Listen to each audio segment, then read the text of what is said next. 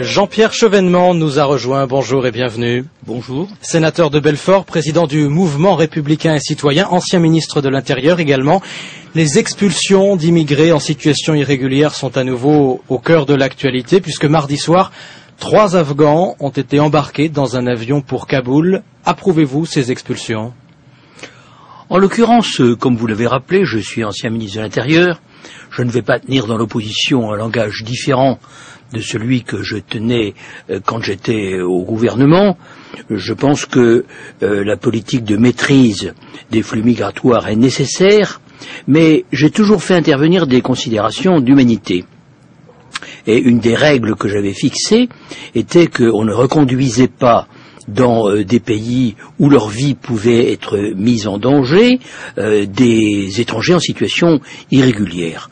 En l'occurrence, c'est le cas aujourd'hui en Afghanistan. Je rentre de Kaboul, où je faisais une mission pour le compte de la Commission des Affaires étrangères et de la Défense du Sénat.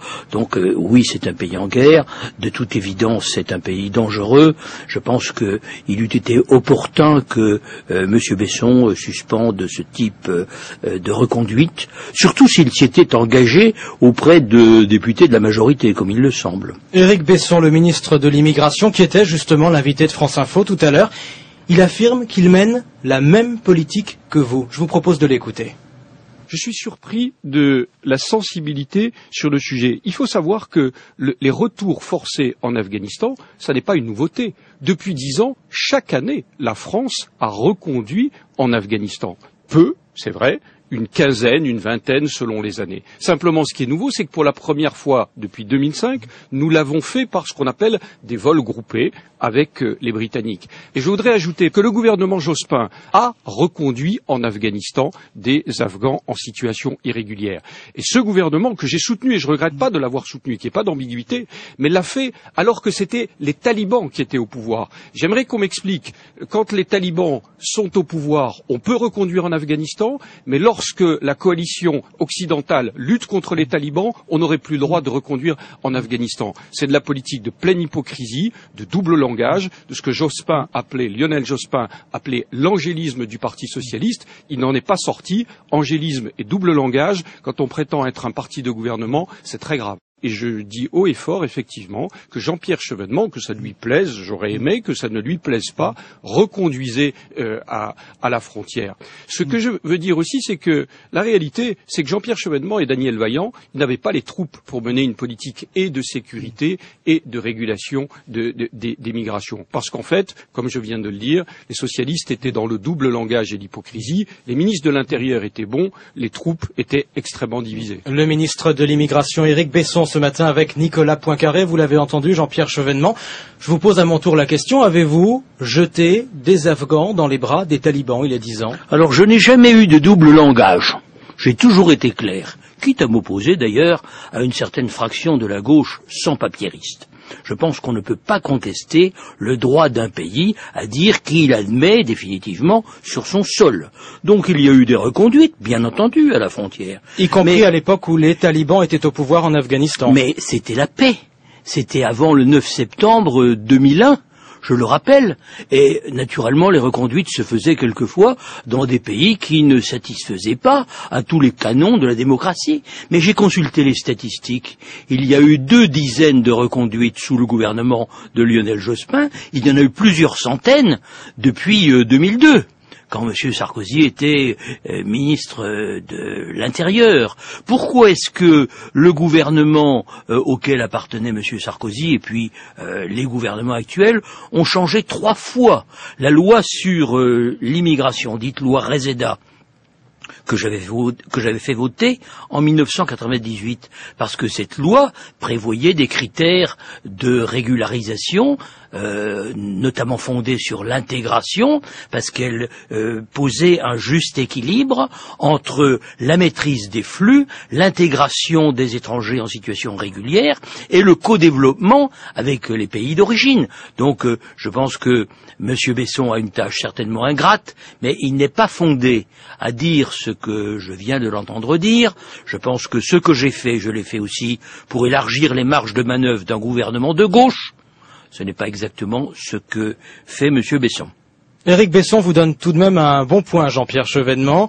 Il estime que vous étiez un bon ministre, mais que vous n'étiez pas soutenu, grosso modo, que votre majorité n'était pas derrière vous. Mais j'avais une majorité quand même. J'ai quand même fait voter la loi Reseda. C'est vrai qu'à l'époque, la fraction sans-papiériste m'a manqué, parce qu'il y a en effet une tradition angélique, il l'a dit, qui existe dans la gauche, mais l'enfer est pavé de bonnes intentions, et heureusement il y a aussi à gauche des hommes d'État républicains qui savent faire prévaloir le bon sens. Est-ce que la gauche est au clair aujourd'hui? Est-ce que la gauche est au clair aujourd'hui sur la question de l'immigration et des expulsions?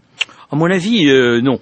À mon avis, non. Elle se laisse trop facilement mettre à la remorque d'associations comme le réseau Éducation sans frontières, qui prône une régularisation générale.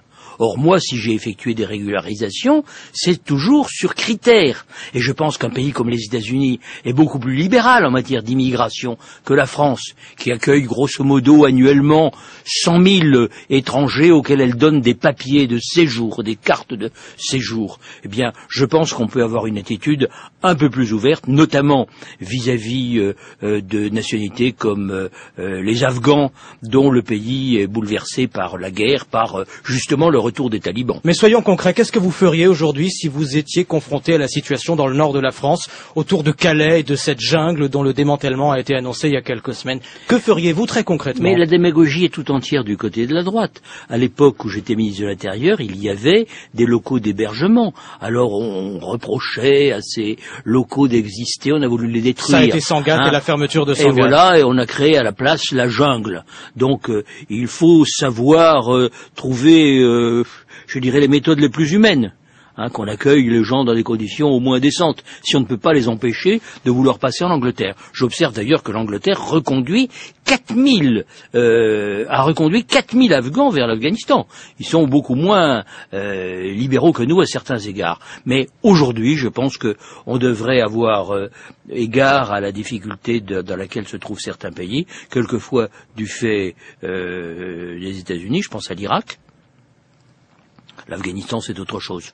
Mais je pense qu'on devrait être plus prudent.